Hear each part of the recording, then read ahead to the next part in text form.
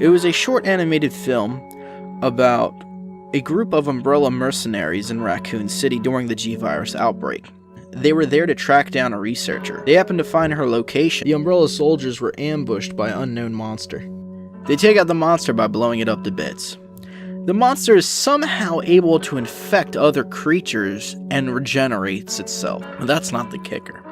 The kicker is the researcher was somehow able to fuse her consciousness with the virus, seemingly making her immortal. As long as there's bits of her around, or bits of the virus around, or anything of that nature, she is technically alive. This is sort of like what happened to Marcus in Resident Evil 0, but on a greater scale. I'm going to assume that she escaped Raccoon City before the nuclear blast. However, if the nuclear blast hit her, she would definitely be dead because all traces of that virus would be gone. And that leads us to the next question.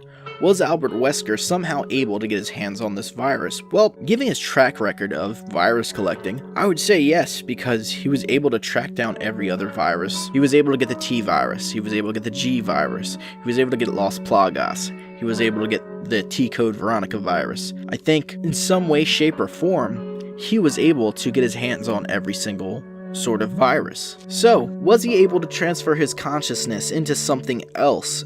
Technically still being the original Wesker, but in a different body, which I guess they could have just did with like the cloning thing, but I think this would just be more interesting because it would give him better powers as well. It would also sort of make him impossible to kill, but that's just something I thought of.